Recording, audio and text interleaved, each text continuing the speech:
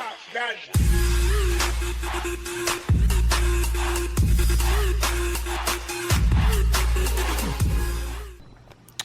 guys, thanks for tuning in. In today's video we're going to be doing a project with my steering wheel. The trim is starting to let go. It's actually not that bad considering this car has 180,000 miles on it, but if you look close, this is starting to deteriorate. Same thing on this side. The wheel has a bit of shine to it. I've cleaned it a couple times, but it seems to come right back.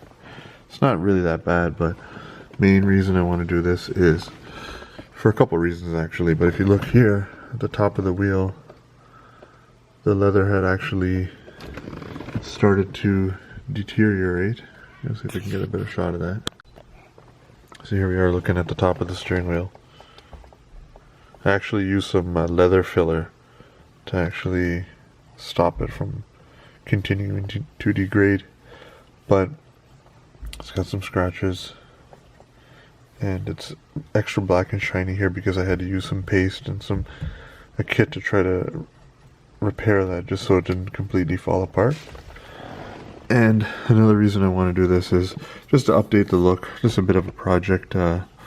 This can be replaced actually on the later Model 1 series that carried on into 2013 and up to 2015 on the X1. This trim was updated, so I got a steering wheel off an X1. Another thing I wanted to tackle, these paddle shifters. On the early cars, you downshift by pushing forward here, you upshift by pulling at the back side. It doesn't matter which pedal you use. Some people have rewired it so that when you pull, this is down, and when you pull, this is up, and these won't do anything. I don't want to do that actually. I want it so that it just clearly says minus plus, and I only want it to actuate when you pull. So what I found out was the LCI models were set up like that. One complaint I've had always with this car is it doesn't have any bolstering at the 10 and 2 position. I think they purposely left it out so it doesn't interfere with the actual paddle shifters, depending on how fat your hands are. But I like the feeling of a 10 and 2 bolster, and from what I found, if you got like an M Sport steering wheel off of like an X1 or certain model cars came with an M Sport steering wheel. I don't know if the E90 had that option, but ultimately then you get the bolsters plus a paddle shift. The shape of the bolster was set up in such a way that it was designed to not interfere with the paddle. But for me, I got plenty of clearance here. If I had to be like all the way over here, it's fine. I can still grab the wheel. I just want to hold it like this at 10 and 2. So as far as I could tell, there's no way to get paddle shifters on an E90, on a 1 Series, or an X1 without having no bolsters. So what I want to do is actually make my own steering wheel, taking the best of everything. The updated X1 trim here, the updated LCI paddle shifts off a later model E90, and I want to have bolsters, and the only way to do that is to do it myself. So I've purchased an X1 steering wheel off a 2014 car with only 23,000 miles, so the leather, even though I haven't even touched it, is matte gray and perfect condition nearly. And I got LCI 2011 335i steering wheel just to steal the paddles off of it. So ultimately I'm going to make my own steering wheel. It's going to involve me playing around at the backside here, trying to make this all work. I'm going to document that process and show you guys how to get a wheel that you can't even buy. Alright, so this is what I'm working with. This is an LCI wheel with the upgraded paddles. As you can see, negative and positive only, and there's no bolstering.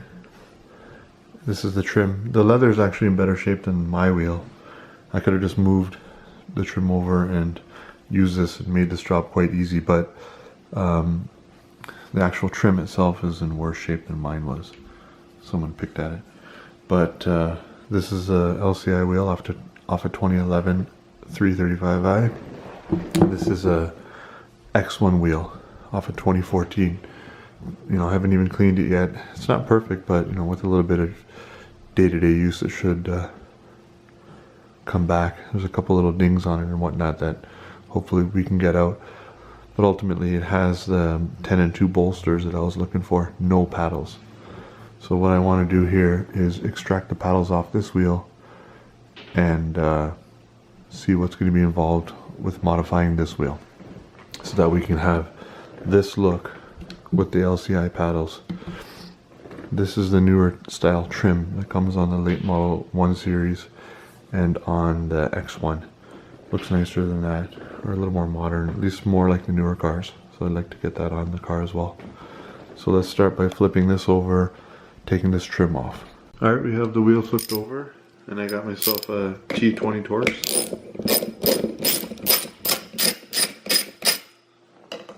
3 screws.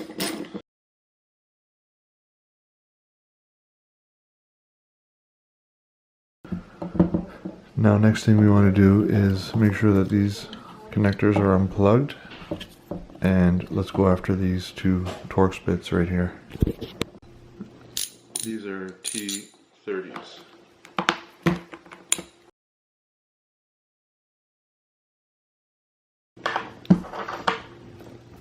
And we'll flip these over and we'll try extracting the actual paddles out of it. Straightforward. Now, as you can see on these wheels, there's a special cutout. So the paddle itself gets screwed in, but then there's a few pegs here that help stabilize it so it doesn't rock around when you're using it. And they're here. There's a couple of reliefs. There's a place where it braces, and that's where the actual screw comes through. Now, I got this wheel for $100. Not a bad deal all in all. Just to get those paddles would usually cost more. So now that we've extracted the paddles out of it, we got to look at the new wheel and see what's going to be involved in terms of modifying it. I'm going to take this trim off before any damage happens to it.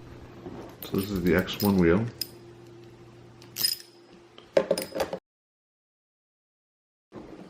Same story here.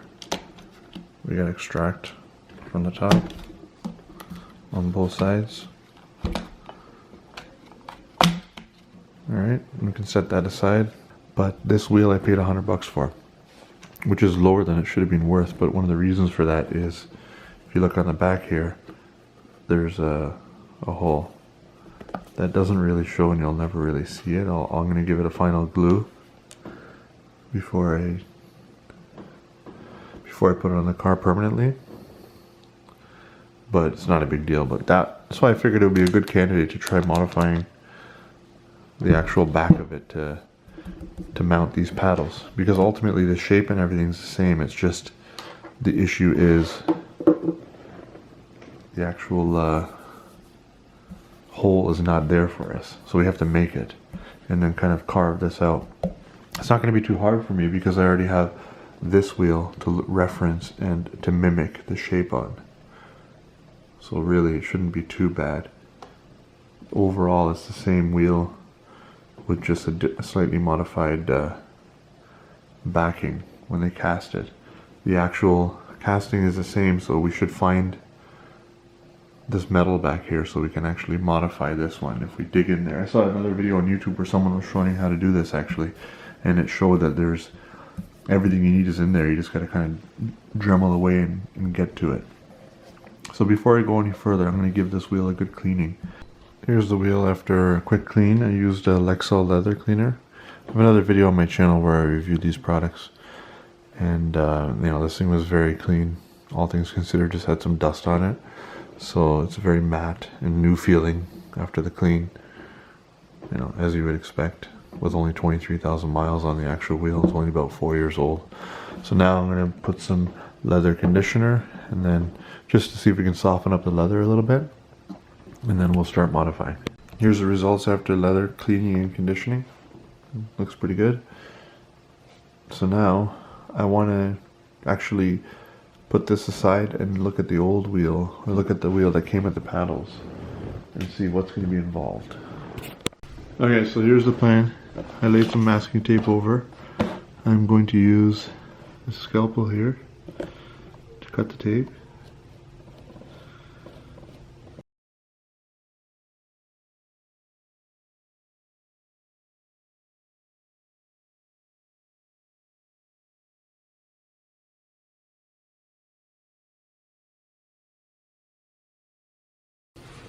It's just a general idea. Hopefully this works out, but this part's really important, so I'll set the camera down.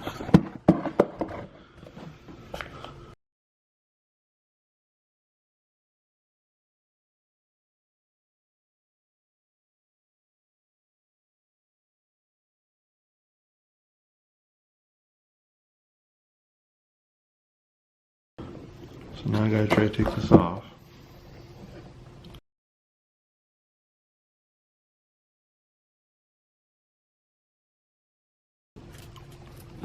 So here's our template. Let's see how well this works. So I have this reference up here to try to line up with, and I have this line down here. So I think that's going to get us pretty close to where we need to be.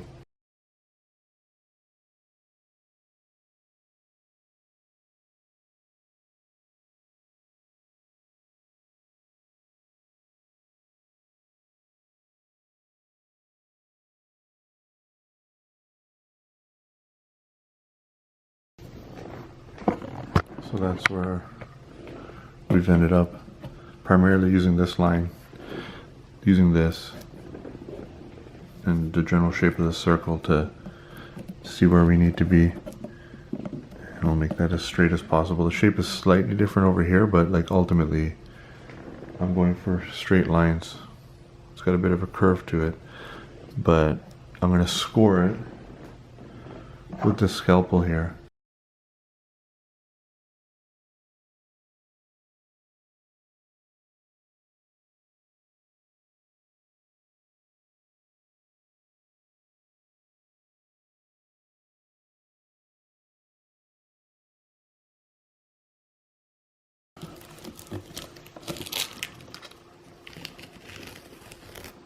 So I have enough of a shape going there, an outline, that I don't need that tape anymore. Just gotta connect all the dots here.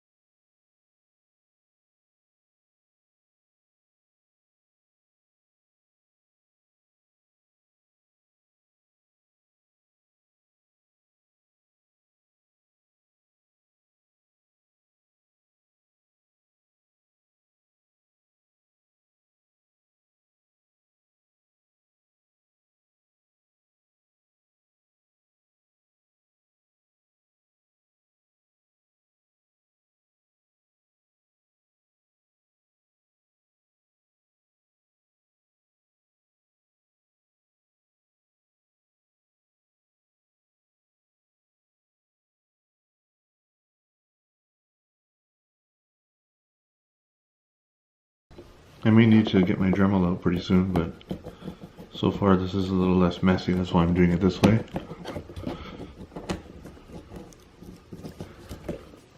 See, we're finding our mounting points already cast into the aluminum, which is kind of cool.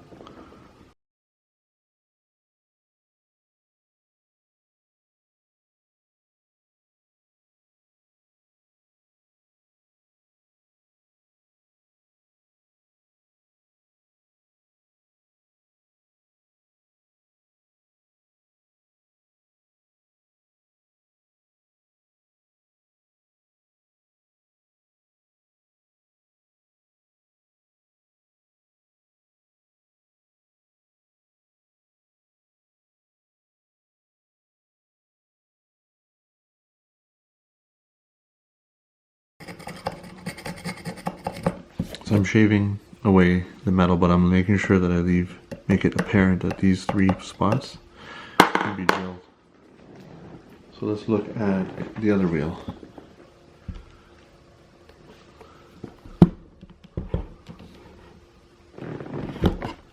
You got a recessed hole here. You got the hole, actually, so I don't need to drill that in at all. That's just a resting point. It's very flat feeling anyway. It's a resting point for this here. So I'm going to drill that hole out to match that hole. I'm going to recess this just a little bit. It doesn't go all the way through, so that the actual paddle can sit in there. Now there's another thing I'm supposed to be looking at a lower level, and a flat resting point right here. So basically if I hunt down in between here, there'll be that spot, and then there'll be this. So I'm going to keep shaving away to expose this. As you can see, there's a step down before it gets there.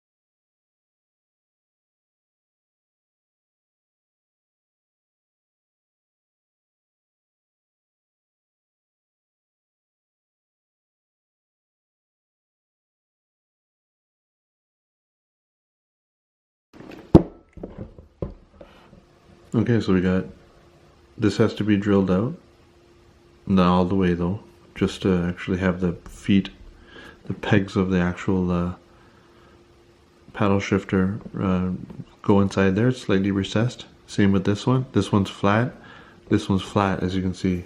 Flat, flat, recessed, recessed, and there is a hole all the way through to the other side, which we can drill straight through to actually screw in the actual paddle. That was a lot easier than I was expecting, but at the same time I have this other wheel here to reference. It makes things way easier. So we're going with 7/32. It's already kind of recessed, which makes things easy.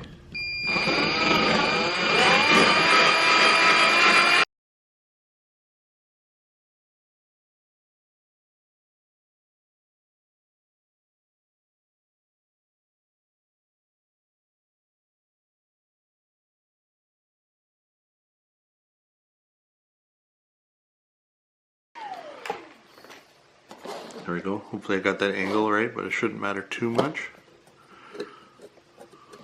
Set that aside and let's get the other wheel. Let's take a look at these here. 5/32. Now,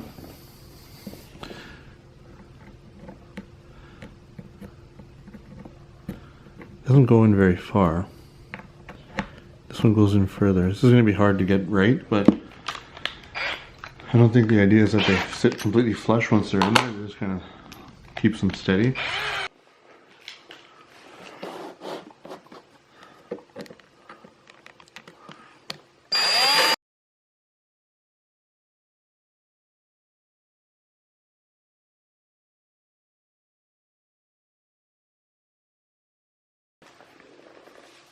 Seems decent. Let's bring the paddle over. So I just did a dry run.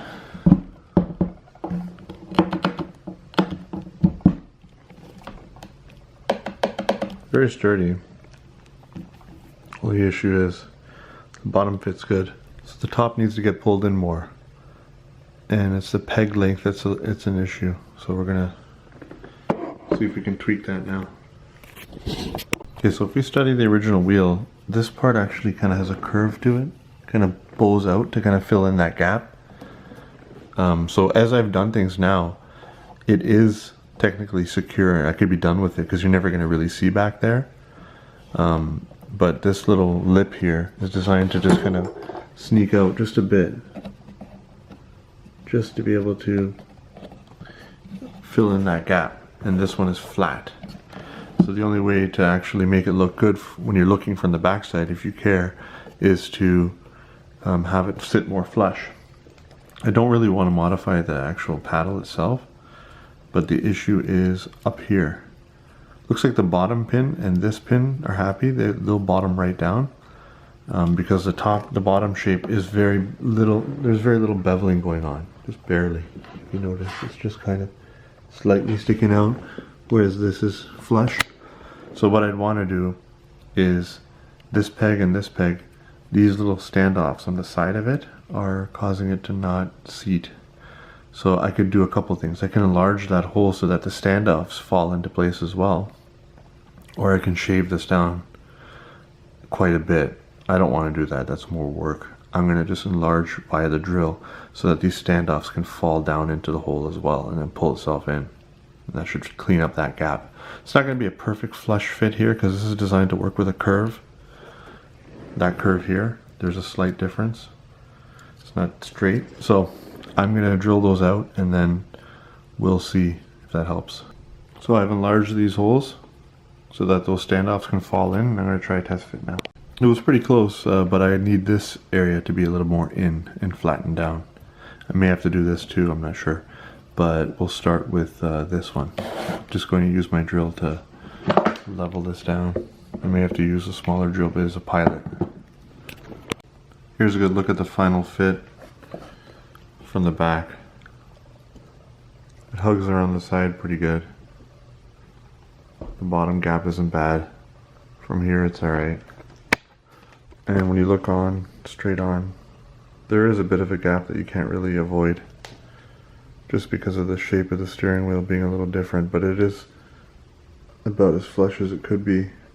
And you're never going to see that when you're driving, even when someone looks inside the car or whatever. If you really stuck your head back there, you may just see it, but you know, under normal use, normal circumstances, it looks good. Looks proper. About as good as you can expect considering what we're doing here. But the main thing I've noticed is there's no reason that this bolster gets anywhere close to being in the way.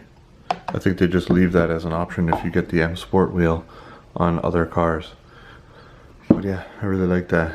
When you're holding the 10 and 2 notch, you have a paddle shift right there. So I'm going to try the same thing on the other side. It's basically the same procedure, so not much for you guys to see. I will do that off camera and then I'll come back when I have both paddles mounted. And if there's anything different about this side that I need to make you aware of, I'll let you know when I'm summarizing. So I got both the paddles mounted now. I'll show you the fit on the other side.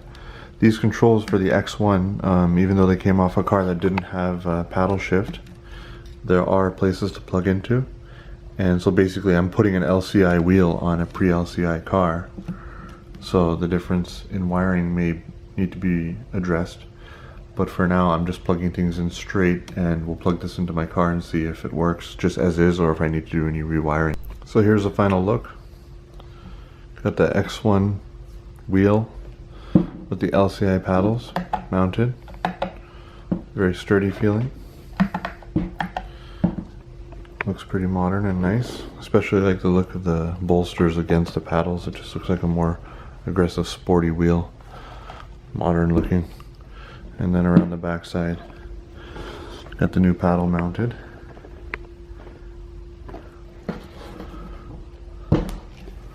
That's the kind of gap we're dealing with up at the top. Pretty decent overall. It's nothing you'll really notice because you never see back there, and even when you're turning the wheel, it's not going to stand out at all. Kind of just looks as good as you can expect, really. I'm happy with that. Looking at the back side, I could have done a little bit better job on that paddle, I guess, with the gaps. But still, the shape of the wheel is the same at the back, but there is some filler that normally takes care of that area there. But it's not bad at all. You'll never notice it. So that's how she looks. Very happy with the results. Big change over what's on my car now. So I want to get the wheel off my car pulled off so that we can go ahead and mount this on the car. So let's go to the car now. I'm getting ready to pull the airbag off the steering wheel so we can remove the original steering wheel. So whenever you're working with the airbag, you want to disconnect your negative battery terminal. Now inside the car, you want to feel along the side. There'll be a little indent where you can stick a screwdriver. I'm trying to demonstrate on the extra wheel I have. Basically that hole on the side, you have to stick a Phillips screwdriver through it.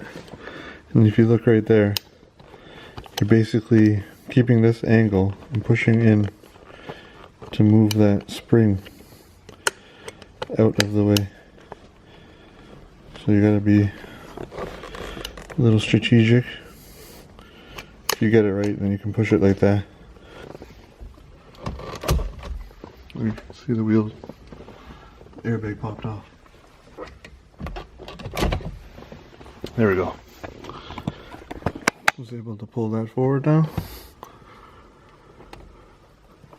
Then we gotta look on the back side. And there's a couple airbag connectors that we gotta remove.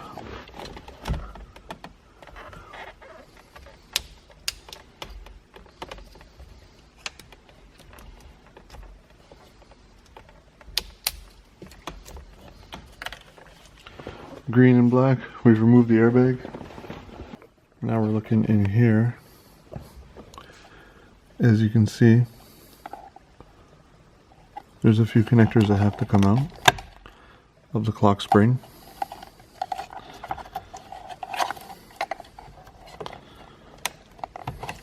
Got this guy here.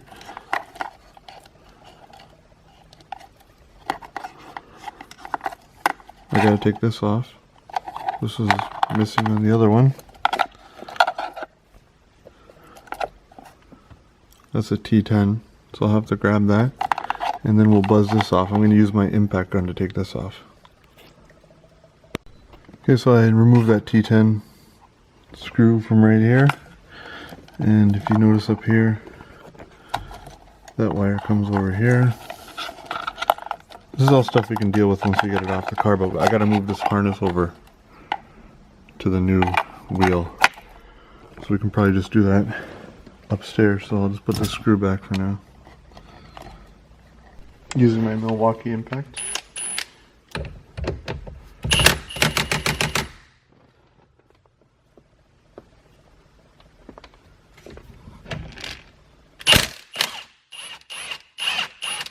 It's kind of hard to see, but there's a little notch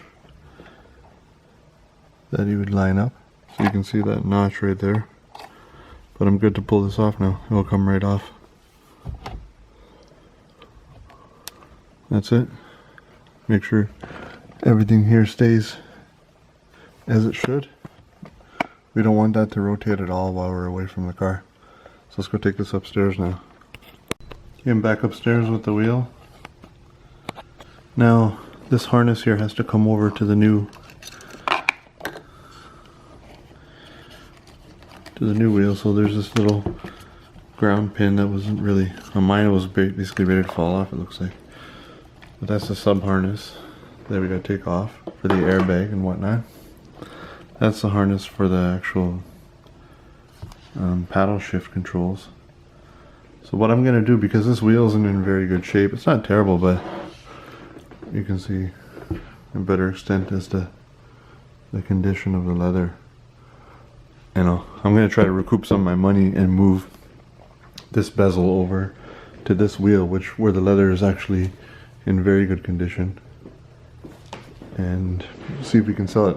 But what this will answer for us is if these paddles can be moved over to the LCI wheel, that means you could easily just move LCI paddles over to a regular pre-LCI wheel, or one that had these paddles, and then easily upgrade to that style of actual paddle shifter without all the stuff I've just shown. If you're just looking for that to be answered, I can answer that right now. If you notice on the pre-LCI paddle shifters, there's 3 wires versus 2, because there's more happening on each paddle. So on the pre-LCI, that screws a T20.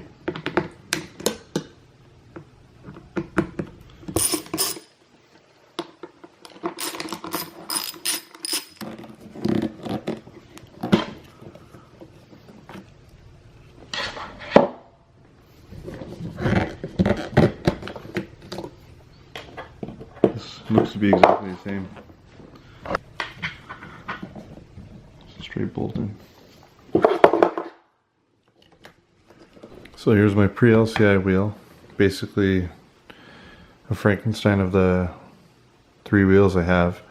It's the LCI wheel that I got that is in pretty good shape with my paddles and bezel on there. Last thing to do is to bring this over the airbag componentry.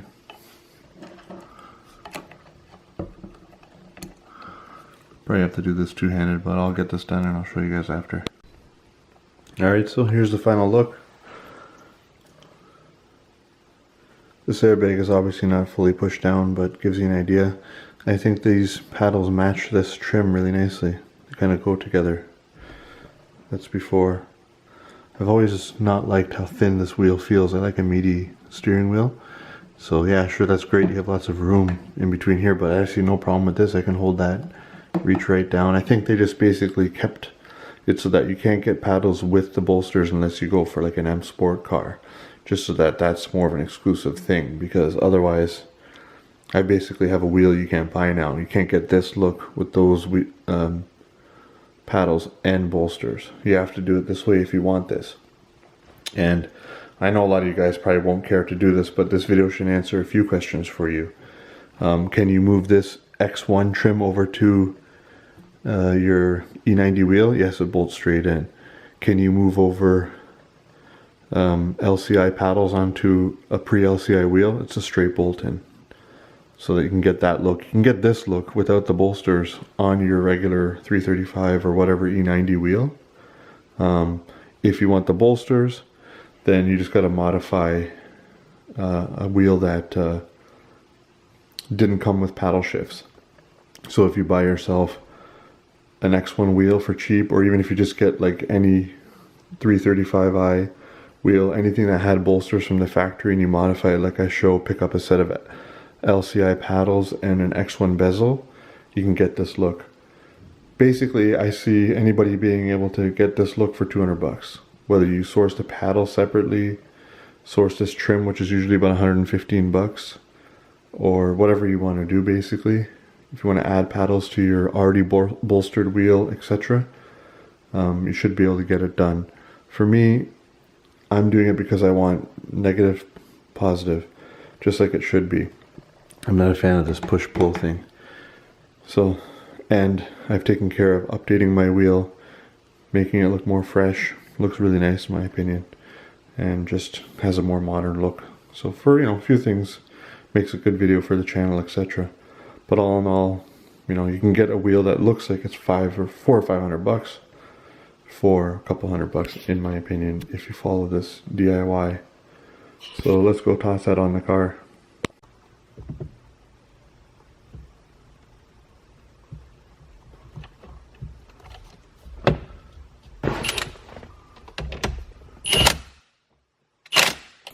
Before I click that wheel into place, or before I click that airbag into place, I want to start the car and try these paddle shifts, just to see if I need to rewire anything or if naturally we're in good shape. Let's give the car a start and try out the paddles.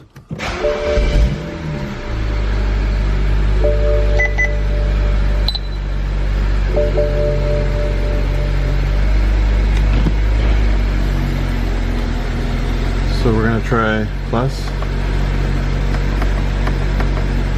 I'm back inside now, and I realize that a slight modification to the paddle shifter is required. I should have researched this before doing all that, but it's no big deal. These are easy to take off. So you gotta take this part off. So to get to the circuit board, there's a pin right here that you push in.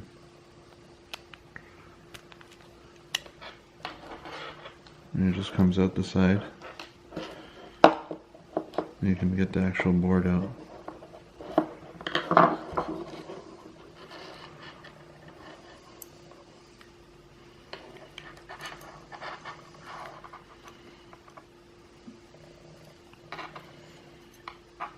Like so. Now we can see there's two resistors. You gotta remove the middle one, and then you gotta bridge the top one.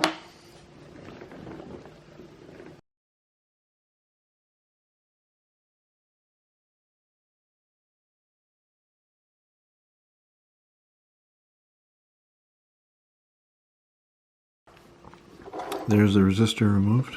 So you gotta short this upper connection here away from the plug on the negative. This is the minus, this is your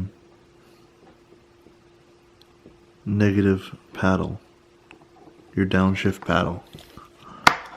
I'm trying to bridge this connection here. It's not the prettiest soldering job, but it will get the job done.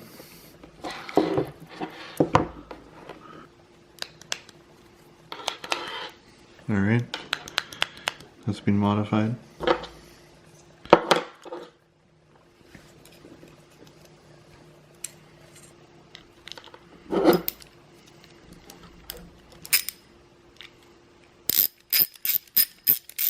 Next thing you gotta do is take pin 1, which is this one here, and move it to the middle. So you want to depress this.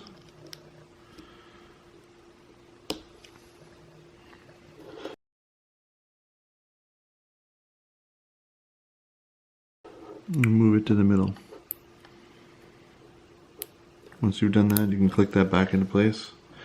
That should be all the modifications for the left paddle. Now I'm going to pull the resistors off of this one. And on this one, you're not bridging the top. On the other one, we bridged these two pins here. On this one, you remove both of these and then you bridge here. Alright, so the steering wheel's on the car now. I was able to get things working. As I showed you, swap out, remove those resistors, bridge those connections, and repin the actual connector. You're going to move pin 1 to the middle, pin 2. That works for both sides. When I did that, it didn't work right away, and rather than double check my wiring and whatnot, what I did was I actually swapped my multifunction controls over, because if you look here, these are the multifunction controls off of the X1 that came with the steering wheel, and there's not enough pins in there. It's missing 2 wires, so therefore it's not wired up for paddle shift. So these multifunction controls are not set up for paddle shift, they're missing wires. If you look at this, this is the harness that came with the LCI 335 wheel I bought, where I got the paddles off of. So now that I've built this steering wheel up with my old paddles and whatnot, this would work when I sell it to somebody. But ultimately, it has all the wiring in there. So when I took my multifunction controls from my stock wheel to that wheel, everything works. And it feels really good, actually. So I'm going to conclude this video shortly. I'll take it for a quick drive. One thing I noticed right off the bat is the tactile feedback on the shifter. This is a lot softer and mushier feeling. That is much more clicky and pronounced, and it's a shorter travel, so it feels really nice, actually. So I'll take you guys for a spin just to see my final impressions. But all in all, the wheel feels really good. So anyway, you gotta move over. You gotta, if you're swapping 2 paddles, you gotta double check that your multifunction controls are gonna have these wires. Otherwise, you gotta run wires manually. I believe there's other walkthroughs that show people how to retrofit paddle shifters on YouTube. You could probably follow one of those, because you're going to run wires all the way down to your actual shifter. But for a car that already has it, you know, in my case here, I just had to make sure I carried over that harness. It's probably irrelevant, or not too many people would benefit from this info, but I'm just throwing it in there. So we got these paddles working. I'll demonstrate it. Downshift. They have a very nice tactile feedback. So here it is working, downshift.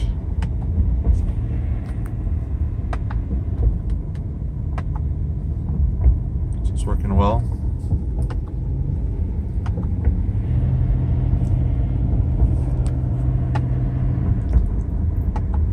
The buttons have a very nice tactile feedback. So I'm quite happy with the actual feel of the wheel. The bolsters are nice. I've been enjoying it. All in all, I'm pretty pleased with the way things turned out. Alright, this is going to conclude this video. If you're looking to update the steering wheel on your E90 and you want LCI paddle shifts and bolsters without spending a ton of money on an M Sport wheel, here's a way to get that look. You can have the later late 1 Series or X1 trim with a different looking bezel, and you can have bolsters and a tactile LCI plus minus paddle shifts for a couple $100 approximately. You can find these wheels all over eBay and whatnot, low mileage off late model like 2014, 2015 X1s for quite cheap. I understand that a lot of people are not going to want to do this, but it does answer a few questions for people. You can easily upgrade to LCI paddles. I show you how to modify them. You can easily move this trim over to your existing steering wheel if you just want to freshen the look of your steering wheel.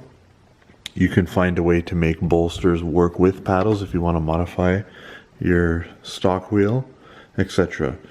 I figured, you know what, I'm doing this for fun. Between the M3 style gauge cluster and this wheel, when you're looking at it straight on, I think it has a nice updated look. Kind of brings the car up compared to what it was when I first got it. So I'm quite pleased with the results, and hopefully this information is useful to some viewers, and thanks for watching. Good luck.